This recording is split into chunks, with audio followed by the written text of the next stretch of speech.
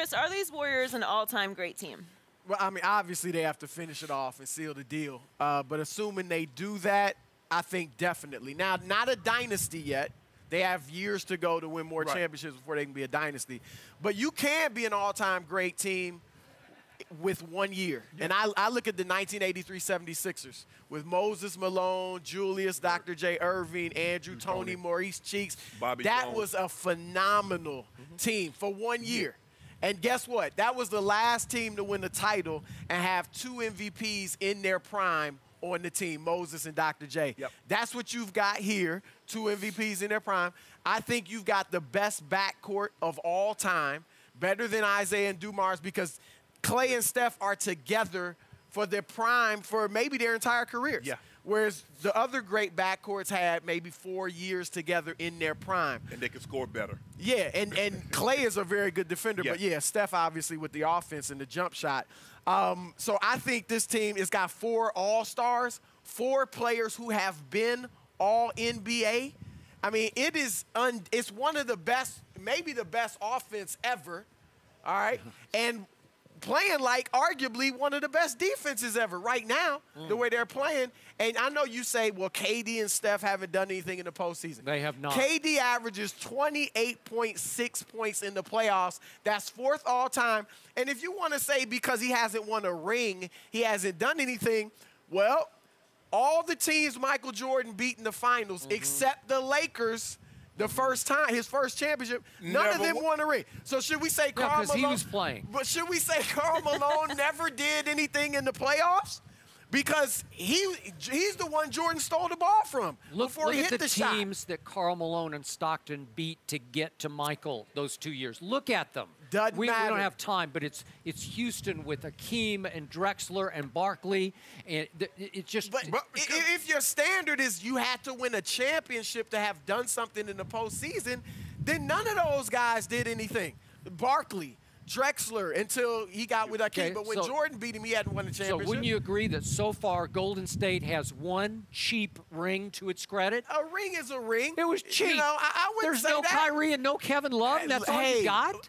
Jordan's first ring, James Worthy and Byron Scott got hurt. You know, that happens at times in the NBA. Hurt. So, Steph, I'm tired of Steph being shortchanged and people saying he didn't show up in those finals. He averaged 25.6 assists, 5 rebounds. Did you see Game 7 last year? I saw Game 5 2 years ago when he had 37 points. That was the pivotal game.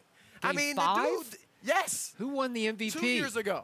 That was a travesty. Travesty. It should have been Steph. It changed when Iguodala got inserted in the starting lineup there in that building in Game 4. They weren't guarding Iguodala. How can you win MVP and they're not even guarding you? And Steph was the regular season MVP, and he couldn't even close it with the finals MVP? He only averaged 23 points that regular season. He averaged 25 in the finals. Chris, in the so finals he stepped it up. last year, after he was the first ever unanimous MVP, he had more turnovers than assists through the 7 finals games. You can and say you're last year him? he struggled. That was I'm saying awful. 2 years ago he was very good. He was much better than people give him credit for. The first 3 games 2 years ago, I thought Dellavedova was doing a number on him, and I do think this team misses Delly on defense. They do. I'm serious. They do. Yeah. It would be a different series if they had Delly. Yeah, because he can pressure the ball. I mean, and give Kyrie a break. Yes. Yes, I believe they'll be one of the great. If they finish this off, if they sweep, go 16-0, go 15-1 with what they've done in the regular season and because they've done something no other team has ever done at this point. They're 14-0 in the playoffs. No team has ever done that. And as you mentioned, Dynasty. You remember the show Dynasty with Blake and Alexis character? I never watched it. John Forsythe. I remember it. Okay. Yeah, that was a good show. I love Falcon Crest. Do you remember Falcon Crest? Soap operas. I don't watch. You're a hater. But anyway, we're talking about team. We're not talking about Dynasty. We're talking about for 1 year. Because if you remember, the 97 Bulls went 69-13, right? Yeah. But we talk about what? 72. The 72-10 team. So we're talking about this team, 67-15, and possibly 16-0, 15-1 in the postseason. Skip, I think you're going to have to give it to them because they got 2 MVPs in their prime, the way they're shooting the basketball, and they've showed total domination. I'm going to have to say yes. We're going to have to put them up there with the 86 Celtics. They went 40-1 at home during the regular season, and they whitewashed through the playoffs. We're going to have to mention Magic. Magic already threw his hat into the equation, talking about he could beat them. The 96 Bulls, Skip, Give them that credit. I know you, Skip, we're not talking about a dynasty. The dynasty, we'll debate that in 5 or 6 years from now, but, you know, long as the king here, ain't going to be no dynasties in the NBA unless it's the Cavaliers. But for one season, you're going to have, if they finish this off. So do I hear 2 LeBron lovers across from me planting the early, wait a second, the early excuse, oh, LeBron got swept, but was by an all-time great team. If LeBron gets swept, I will hear that Golden State is the greatest team in the history of basketball. Let me say this, because Magic said they would sweep these Warriors, right? The last time there were 2 MVPs in their prime on the championship team, that 83 Sixers team, guess who they swept? The Lakers. Magic and Kareem both swept them in their prime. So if LeBron gets swept, this does not take him off Mount Rushmore unless you take Magic and Kareem off Mount Rushmore. No, you mean to tell me somebody swept? Hold on. I know you didn't Shaq's been swept I know you're not before. talking about the 80s West where Magic, I know he didn't get swept. You better not tell me he got swept. You know we right, I am Skip. so impressed by this Golden State team because it beat Portland without its best player that they added near Best at the player? Yeah, he was the dominating player that nobody could deal with, that Golden State couldn't deal with. Even Draymond admitted before the series this would be very different if Jusuf Nurkic, most people don't even know who he is, but he's going to be a star in this league. And they went 14-5 down the stretch after they added Nurkic, and then right on schedule, he breaks his leg ahead of the playoffs, right? So no Nurkic. Then George Hill isn't there for Utah. I don't think Utah had a chance anyway. And I told both of you that my Spurs would have beaten these Golden State Warriors. I predicted before the series started Spurs in 7. Spurs were a great road team, and they go to Oakland in game 1, and they're up 25 in the first half and 23 mid-third quarter, and you know what happened, and I know what happened.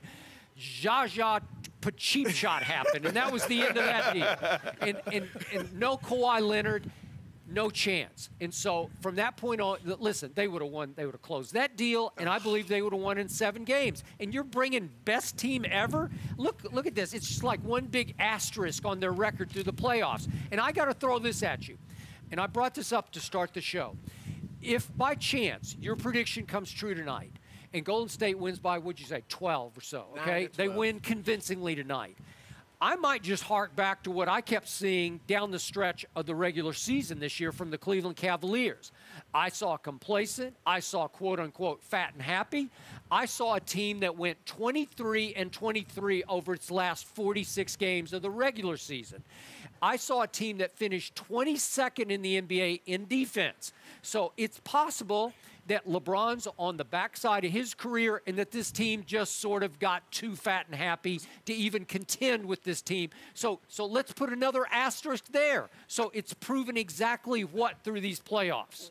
What do you see when you watch the Warriors play? What do you see that you don't like that tells you they're not a great team? Okay, I saw greatness in Game 1 and Game 2, and they held serve in Oakland, which they should have done.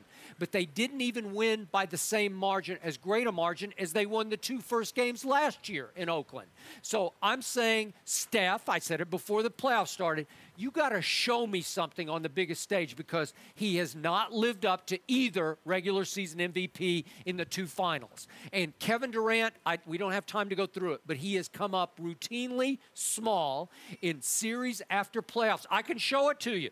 What did LeBron do to him in 2012? He was a baby. Like, yeah, and he was a baby. He averaged 28, I think, in that series. He averaged 30. 30 in that series. 2013, I'm saying, okay, Kevin, show me something. 50% shooting. Come on.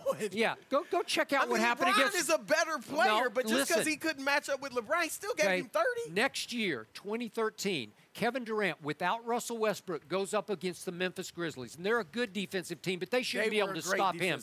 And guess what? They lost. Oklahoma City did 4 straight games, and in clutch situations, Kevin Durant shot 3 for 17. In the close games, all 4 of them were. I'm sorry, it's not enough.